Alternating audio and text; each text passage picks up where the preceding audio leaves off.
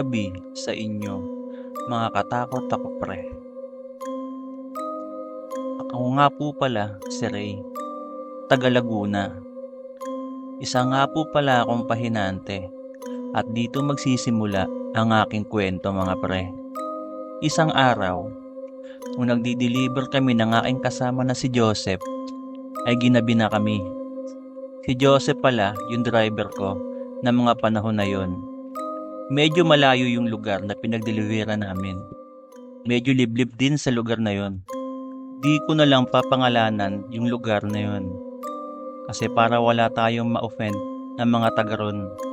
Basta malamig sa lugar na yon at dinadayo talaga ito pag summer. At eto na nga.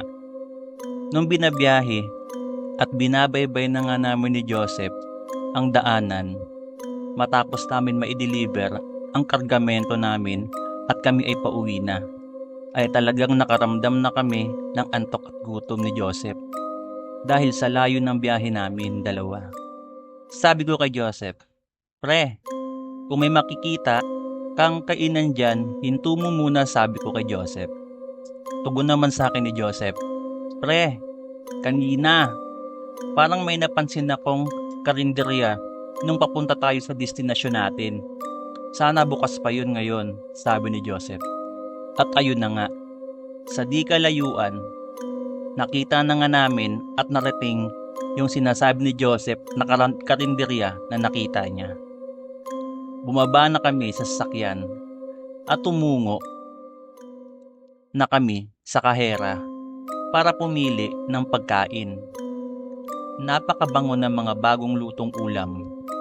Umorder ako ng adobo, kaldereta at si Joseph naman, tinola at kare-kare.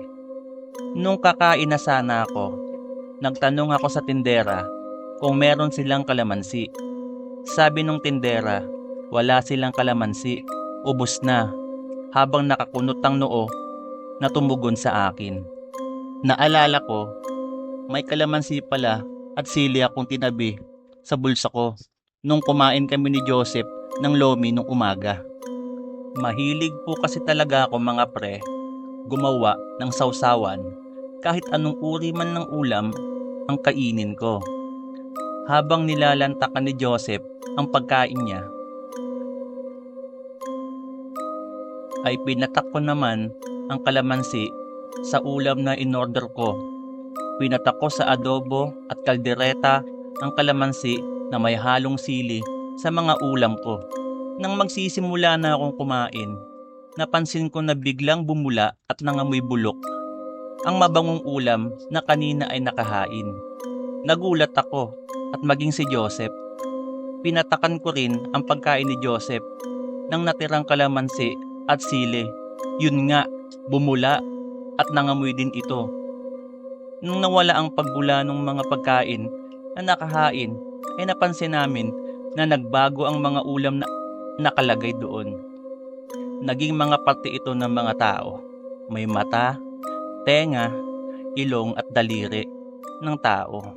Sumuka si Joseph at halos bumara sa lalamunan niya yung bagay na sinuka niya. Ari ito ng tao.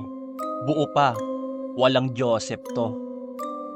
Sa katakawan, di man lang inuya yung kinain niya. At ayun na nga.